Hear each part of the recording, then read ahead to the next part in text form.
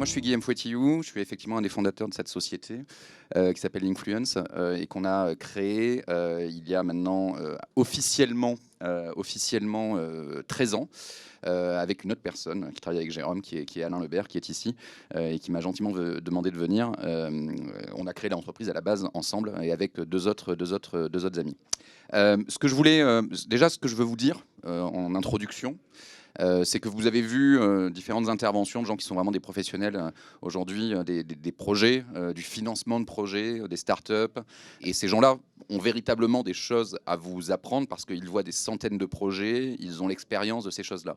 Moi, je vais juste vous parler d'une expérience, d'un vécu. Il y a énormément d'incubateurs et on pousse énormément à la création d'entreprises et de startups, donc c'est devenu très à la mode. Nous, quand on a créé Linkfluence, c'était pas du tout à la mode. Et lorsque je vais dans des incubateurs et que j'entends tous les conseils qui sont donnés, etc., je me rends compte que globalement, on a fait tout le contraire de ce qu'on conseille de faire aujourd'hui. Voilà, bon, on s'en est à peu près sorti. Je ne dis pas que c'était des bons choix, mais on apprend aussi beaucoup de ses erreurs. Donc je vais revenir un petit peu sur l'historique de ce qu'est Linkfluence, vous raconter un petit peu l'historique, et ensuite vous partager quelques enseignements, je dirais pas des convictions, loin de là, encore moins des certitudes, mais en tout cas, il y a peut-être quelques petites choses que moi, en tout cas, j'ai pu garder de ce parcours-là, et peut-être qu'elles peuvent servir, je ne sais pas. On va d'abord parler d'une période qui est de 2003, alors 2003-2004, en fait, je me souviens plus exactement le vrai début, mais 2003-2006, en fait, qui est quelque chose d'assez intéressant, parce que c'est comment est-ce qu'on entreprend sans avoir créé l'entreprise.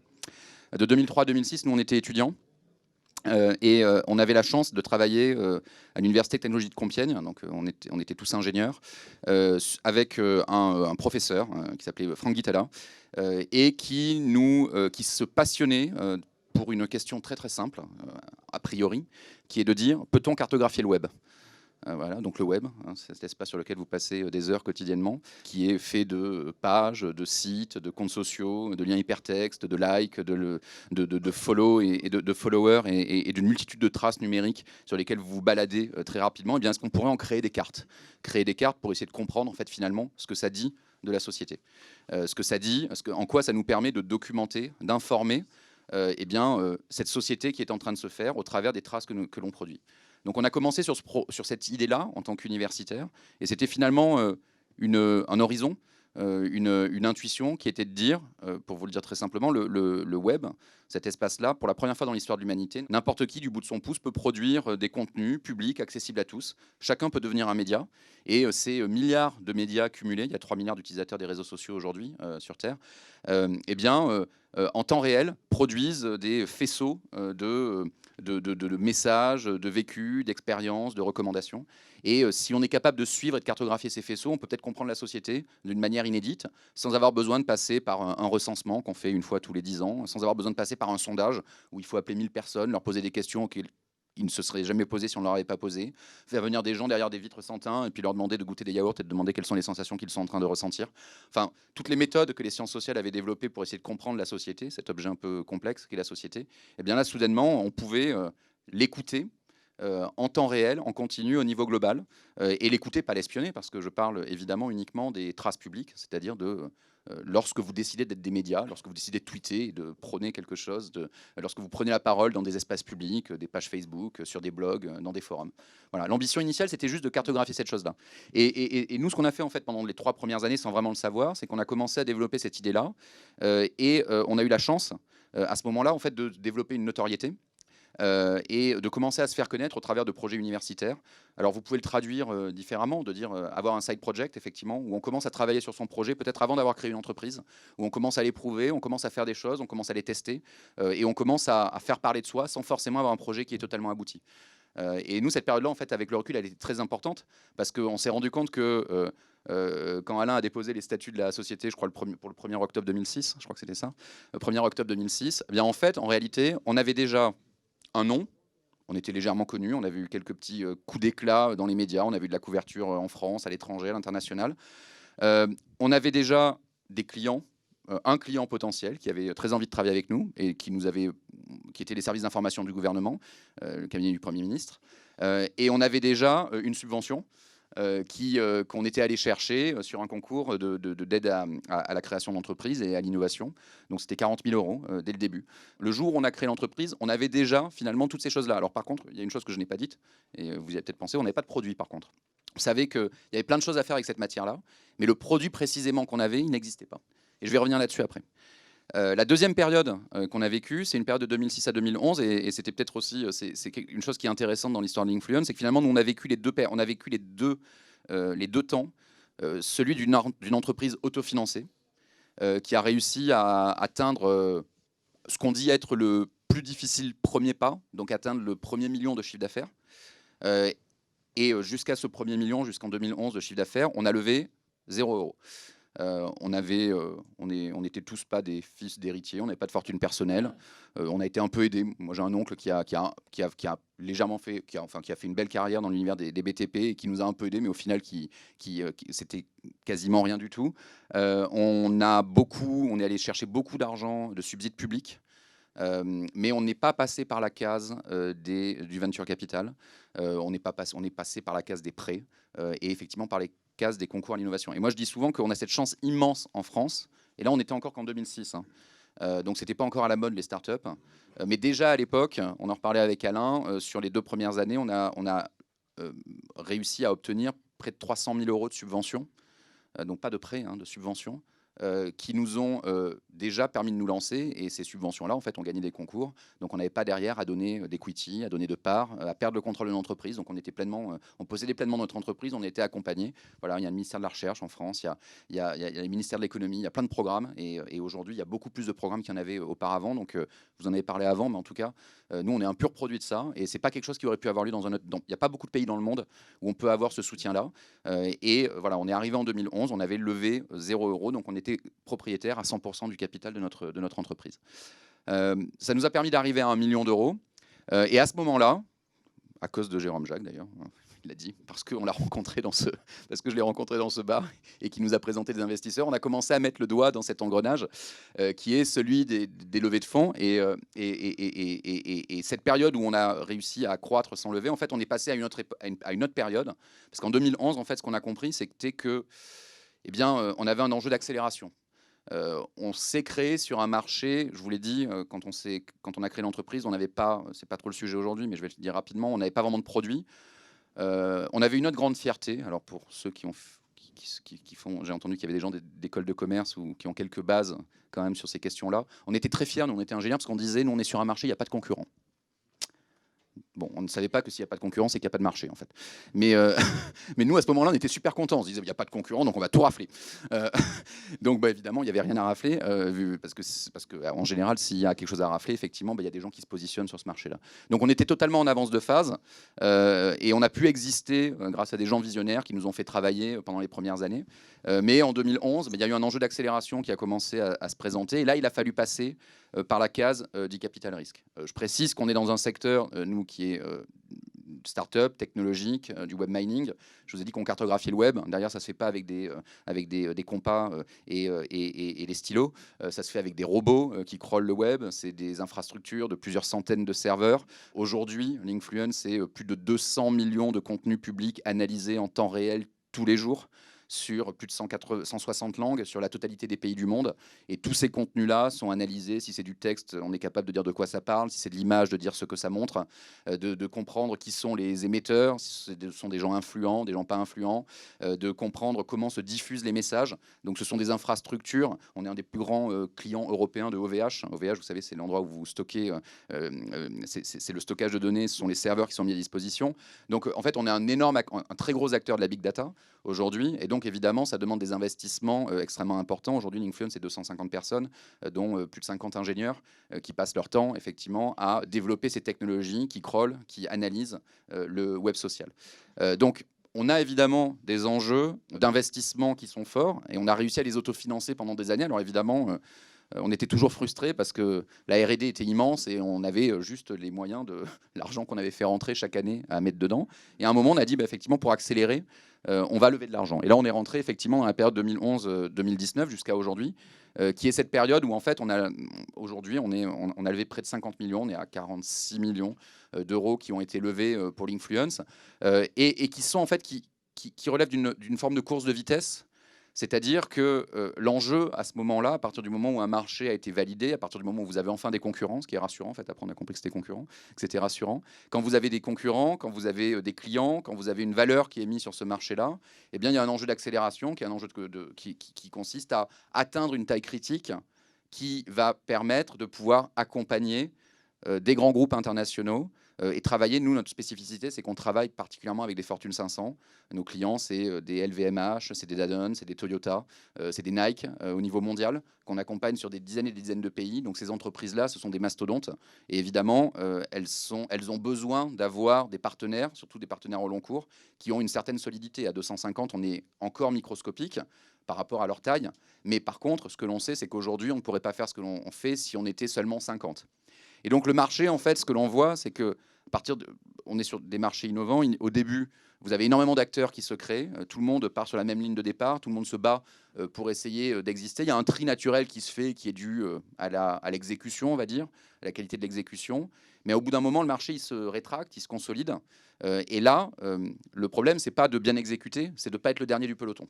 Parce qu'effectivement, là, vous commencez, effectivement, chaque dernier du peloton va se faire soit racheté par ceux qui sont plus grands, soit va disparaître parce qu'il n'a pas atteint la taille critique, il n'est plus capable d'accompagner ces grands groupes. Et c'est à ce moment-là, nous, en fait, que la levée est devenue nécessaire. Et je vais revenir sur ce point-là, c'est qu'on avait un enjeu d'accélération qui était fondamental. Mais je vous le présente vraiment parce que je pense que c'est un point, en tout cas, moi, de quelque chose que j'ai appris. C'est une nécessité. C'est-à-dire que c'est une contrainte. On a ce côté aujourd'hui de survaloriser les startups au regard des sommes qu'elles ont levées. A priori, ce n'est pas valorisant pour vous de devoir de l'argent à des gens, de vivre avec des dettes. Donc en réalité, la meilleure solution, il y a très peu, et je reviendrai dessus, mais il y a, selon moi en tout cas, après ça peut se débattre énormément, mais je pense qu'il y a assez peu de situations dans lesquelles en réalité la levée des fonds est véritablement une opportunité qui est la meilleure pour l'entreprise. La plupart du temps, c'est une contrainte. C'est une contrainte parce qu'on ne peut pas faire autrement, mais effectivement, eh bien, on passe par là parce qu'on a des contraintes justement de croissance, d'exécution qui appellent à lever des fonds. Mais évidemment, ça met dans une position qui n'est pas, en tant qu'entrepreneur, la position la plus confortable. On en parlait tout à l'heure, Jérôme le rappelait. Vous faites entrer des gens à votre board. Vous avez des gens qui possèdent des parts de votre entreprise, qui pèsent sur les décisions que vous prenez. Si vous devenez minoritaire, eh bien, un matin, ils peuvent vous dire, écoutez, monsieur, vous partez et on n'a plus besoin de vous. Et c'est normal parce qu'ils sont devenus majoritaires, donc ils possèdent plus l'entreprise que vous ne la possédez vous-même. Et donc ce chemin-là, en fait, à partir du moment où vous le lancez, il faut savoir dans quoi vous vous lancez. Nous, souvent, on a repensé à refaire l'histoire, à se dire, voilà, est-ce que fin décembre 2010, si on n'avait pas signé cette term sheet avec ce fonds qui s'appelle Orcos, qui continue à nous accompagner, qui sont des gens vraiment exceptionnels et qui ont eu confiance dans le projet jusqu'à aujourd'hui, eh bien, quelle aurait été la suite de l'entreprise ? Il y a plusieurs scénarios, mais effectivement, on peut se dire, on aurait gardé le contrôle, on n'aurait pas coulé, mais on aurait continué sur notre tendance à 30% de croissance par an. Et malheureusement, à un moment, on aurait été rattrapé par le marché. Voilà. Il y a des marchés dans lesquels vous pouvez avoir le temps d'exécuter à la vitesse qui vous sied. Il y a d'autres marchés qui nécessitent une vitesse d'exécution qui ne vous permet pas, justement, de fonctionner sans avoir quelques petits boosters et d'avoir justement ces arrivées d'argent, ces investissements qui vous permettent de dépenser aujourd'hui l'argent que vous gagnerez demain. La question étant toujours la même, ça c'est la promesse que l'on fait aux investisseurs. Je vais dépenser aujourd'hui l'argent que tu me donnes, que je gagnerai demain. Dépenser l'argent, c'est la partie facile. La partie qui est moins facile, c'est l'argent sur lequel on s'engage à gagner demain. Et ça, c'est l'histoire en très court de cette start-up, qui n'est plus vraiment une start-up aujourd'hui, et des moments qui ont fait que nous avons dû, en réalité, passer par cette case du financement. Et aujourd'hui, on n'aurait pas la taille qu'on a, on n'aurait pas des présences aux États-Unis, au Royaume-Uni, en Allemagne, en France, à Shanghai, à Singapour, si on n'avait pas fait ça. On n'accompagnerait pas parmi les plus belles marques du monde si on n'avait pas levé cet argent-là. Mais effectivement, c'est un choix. C'est un choix qui est fort et qui va impacter très fortement le futur de votre entreprise. J'ai quelques petites... en préparant cette intervention, je me suis dit, est-ce qu'il y a quelques éléments de conviction? Alors, surtout pas des certitudes, même conviction, ça me paraissait trop fort, parce qu'encore une fois, c'est une seule expérience. Mais en tout cas, au regard de notre petite expérience, des choses qu'on a apprises et qui dépassent un peu la question de l'investissement. Et voilà, peut-être que ça va vous faire penser à des choses, ou peut-être que ça rentrera en résonance. Si c'est le cas, j'en serais ravi. Je vais les passer assez rapidement. Mais premièrement, je vous ai dit initialement, on n'avait pas de produit. C'est vrai, on n'avait pas de produit. On avait des savoir-faire, on avait des compétences, on avait une intuition, on n'avait pas de produit. Souvent, quand on lance une entreprise, on dit bah voilà, on va concevoir une offre de service, on va concevoir un produit et on va le faire pour des clients. Et moi, je pense en fait que, en tout cas, nous, ce qu'on a appris, c'est que concevoir pour des clients, c'est pas une bonne chose. Surtout quand on est dans des domaines qui sont très innovants, où il n'y a pas de, on n'avait pas de concurrents, comme je vous disais, mais il n'y avait pas de marché. Donc tout est inventé. Donc en fait, c'est concevoir avec des clients, c'est pas concevoir pour des clients. Dans ces domaines d'innovation, la meilleure chose à faire encore est de convaincre des gens que vous avez quelque chose, vous êtes capable de faire quelque chose, ils vont miser sur vous, ils vont pas miser sur votre produit, ils vont pas miser sur votre entreprise, c'est pas vrai. Quand on fait 200 000 € de chiffre d'affaires, quand on est minuscule, ils misent sur des équipes, ils misent sur des personnes, ils misent sur des êtres humains, ils misent pas sur... C'est très rare les cas dans lesquels on mise en réalité sur le projet en lui-même, on mise dans 90% sur les personnes. Donc, et ensuite on peut concevoir avec les clients parce que la validation du marché c'est de loin la meilleure et la plus importante, maintenant c'est connu de tous, mais c'est quand même des choses qu'il est important de rappeler, de pouvoir faire ces itérations successives et de se prendre quelque part le retour du marché en temps réel pour pouvoir réajuster et ne surtout pas avoir de conviction. Il y a une autre idée qui est de dire, effectivement, il faut avoir des convictions, justement, parce que il faut être différenciant, donc il faut vraiment suivre son chemin. On décide d'un chemin et on l'exécute, et surtout ne pas déroger à ce chemin-là. Je suis assez peu d'accord avec ça. Je pense que la question, c'est pas de suivre son chemin, c'est de suivre sa direction. C'est de dire, voilà où je veux arriver. J'ai une vision, j'ai une intuition, et celle-ci, je pense que vous devez y croire profondément. On est dans un temps dans lequel les barrières à l'entrée de l'entreprise, de l'innovation, en réalité, elles sont tombées. Vous pouvez faire des dizaines de jours de benchmark, accéder à toute l'information du monde sur toutes les startups qui ont fonctionné dans tous les pays du monde, rapprocher ça d'une multitude d'informations, faire des études de marché à l'infini, être connecté aux plus intelligentes innovations qui ont lieu au fin fond d'un État reculé des États-Unis ou en Hongrie ou au Japon. On a tous accès à ça en réalité. On est tous égaux par rapport à ça. Donc, à un moment, ce qui va vous différencier, c'est une conviction que vous avez sur l'endroit où vous voulez aller, sur ce que vous voulez porter. Et ça, il ne faut pas que vous en dérogiez. Par contre, le chemin pour y arriver, on s'en fout. Le chemin, de toute façon, il va être contraint la plupart du temps. Vous avez l'impression que vous décidez, mais en réalité, vous êtes embarqué et vous essayez juste de suivre la machine. Et voilà. Et bon, par contre, effectivement, gardez cet horizon-là, ce cap-là. Celui-ci, il est fondamental. Moi, je suis pas trop fan. Effectivement, on parle souvent des. Ça, c'est un peu contre-intuitif. Enfin, c'est un peu contre la doxa actuelle. Vous savez, toutes ces startups à l'américaine qui font des pivots en continu, qui changent de business, etc. Moi, je suis pas trop à l'aise avec ça. Je pense que il y a des gens qui sont des entrepreneurs juste qui font du business et ils peuvent s'attaquer à n'importe quel sujet. Je pense qu'il y a un supplément d'âme quand on a quand même quelque chose qui nous définit, vers lequel on veut aller. Après, on a plein de façons de le traduire et de le faire. Mais en tout cas, si on se tient à ça et si on a cette constance, au bout d'un moment, ça paiera. Parce que, eh bien, on sera reconnu dans un secteur, dans un domaine, comme ayant été des gens qui ont eu de la constance et qui sont aussi experts de ce domaine-là. Une autre chose aussi, en général, enfin, on est tous dotés de cerveau, on est tous à peu près capables de raisonner de façon assez efficace. L'espèce humaine est arrivée à quand même un assez bon niveau d'avancement. Donc, en général, quand même, quand on se pose des questions, quand on y passe toutes ses journées, quand on est passionné, on prend de bonnes décisions en réalité. On fait rarement des erreurs. En tout cas, moi, je pense que c'est ce que j'ai appris, ce qu'on a appris. Il y a eu plein de fois au début avec Alain, on était convaincus qu'on s'était planté. Alors après, on s'est planté, on a fait des conneries. C'était pas ce qu'il fallait faire. C'était pas ce qu'il fallait faire. En général, on s'est rarement planté. Mais ça, on s'en rend compte après les années. On n'échoue pas par les décisions, on échoue par le timing. C'est juste qu'on a pris ces décisions au mauvais moment. C'était les bonnes, mais il fallait juste pas les prendre à ce moment-là. Il fallait les prendre peut-être plus tard. Parfois, il fallait les prendre plus tôt. mais en général, les décisions qu'on prend sont bonnes. Et là-dessus, il faut avoir confiance dans ces décisions. Et donc aussi, ce que ça veut dire, c'est que quand vous avez testé quelque chose et que ça n'a pas fonctionné à un temps T, ne vous dites pas, ça j'ai déjà fait, ça ne marchera pas. À T+1, ça peut marcher, à T+2, ça peut marcher, à T+3. C'est qu'une question de timing. Et en tout cas, en 13 ans d'histoire de l'influence, le nombre de fois où on s'est retrouvé dans cette situation-là, ça m'a énormément appris. Et moi-même, je me bats contre ce côté un peu, quand on est 13 ans d'histoire, un peu du vieux con de la boîte, où les gens proposent quelque chose et je dis non, mais ça, on l'a fait il y a 5 ans, ça ne marche pas. On a tous ce réflexe-là. On l'a fait il y a 5 ans, arrête. Bah non, en fait, si on le refait aujourd'hui, on le refera différemment et peut-être que ça va marcher. Enfin, là aussi, on entend souvent il faut travailler son réseau, il faut étendre son réseau au maximum, il faut rencontrer le plus de gens. Alors oui, évidemment, il faut étendre son réseau, ça j'en doute pas, ça peut être utile. Mais en tout cas, moi, quand je fais aussi le parcours de l'influence, en réalité, ce que je vois, c'est qu'il faut entretenir son réseau, il faut l'approfondir. Parce que les personnes qui ont compté dans l'histoire de l'entreprise, en réalité, elles étaient quasiment toutes là il y a 10 ans. Et c'est des personnes sur lesquelles la relation s'est construite sur le long terme, sur la confiance, sur un investissement au cours du temps. Et c'est là qu'au final, les choses fonctionnent. Quand on a fait notre première levée de fonds, on a d'abord essayé de faire une première levée de fonds sur l'année 2009. On s'est vautré. On a fait le tour de tous les fonds parisiens et tout le monde nous a dit c'est très intéressant. Et puis on était très contents, mais personne ne nous a rappelé. Quand on a refait un deuxième tour en 2010, eh bien, le fonds qui a décidé d'investir, c'était un qui a été là en 2009.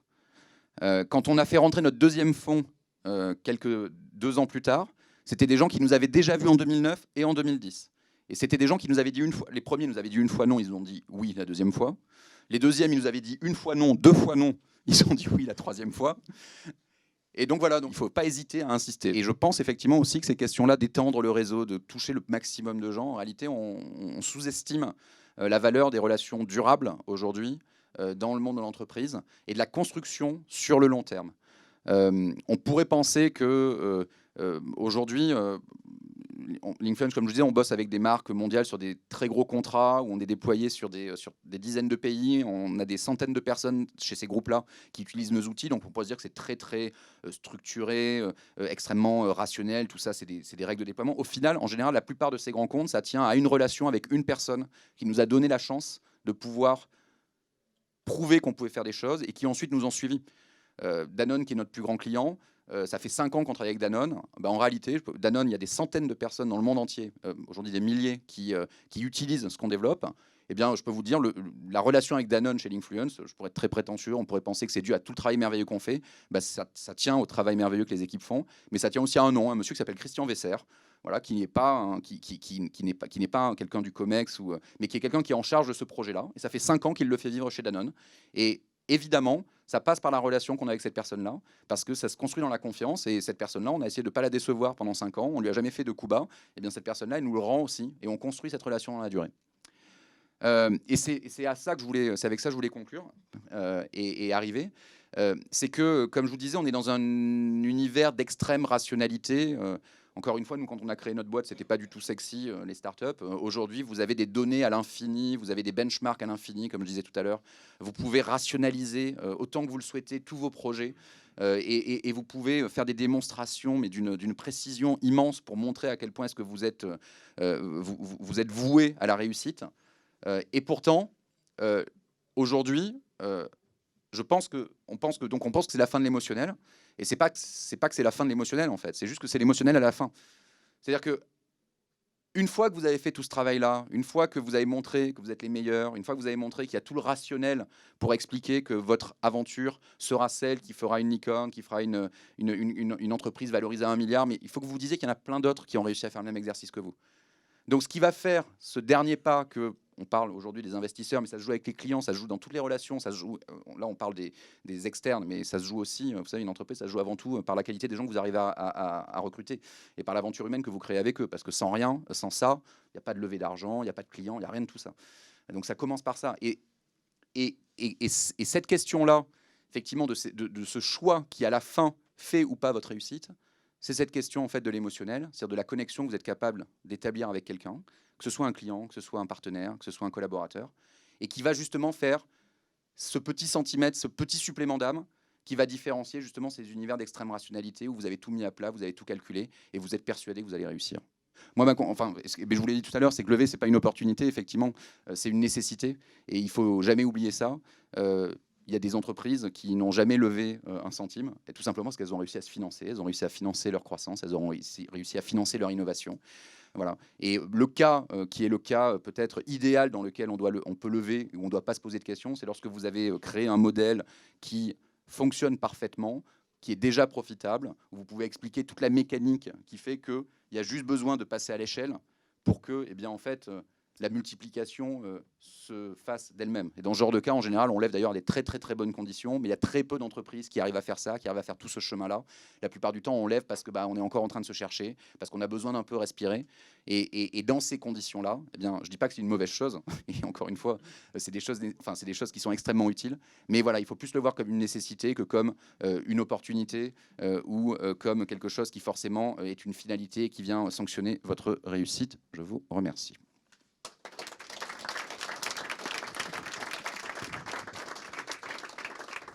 Merci beaucoup, Guillaume.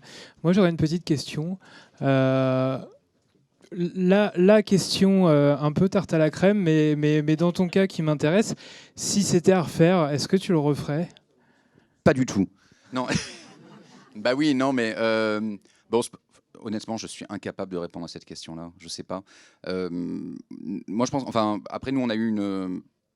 Oui, oui, évidemment, je le refais. Moi, initialement, je voulais être, je voulais être universitaire, je voulais être maître de conférence, hein, et à la base, on voulait créer un laboratoire de recherche.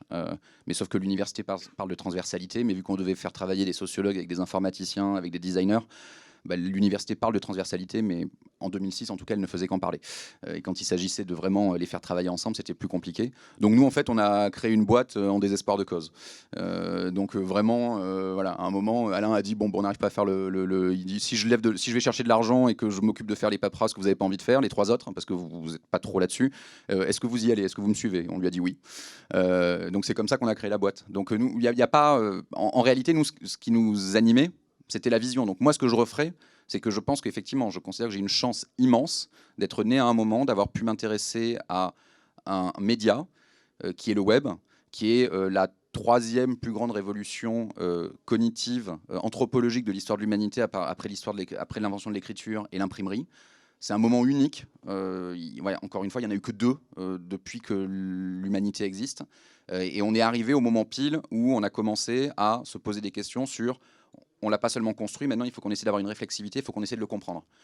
Donc ce que je referai, où je pense que j'ai une chance immense, c'est que je participe de ce mouvement-là, qui est ce mouvement de compréhension et d'étude de cette révolution-là, de cette révolution cognitive. Donc après que ce soit sous la forme d'une entreprise, sous la forme d'un laboratoire, sous la forme de l'enseignement, sous la forme d'un projet associatif, peu importe. Mais par contre, ça, oui, ça je suis convaincu que c'est une chance immense et je le referai 1000 fois s'il fallait le refaire 1000 fois. Oui.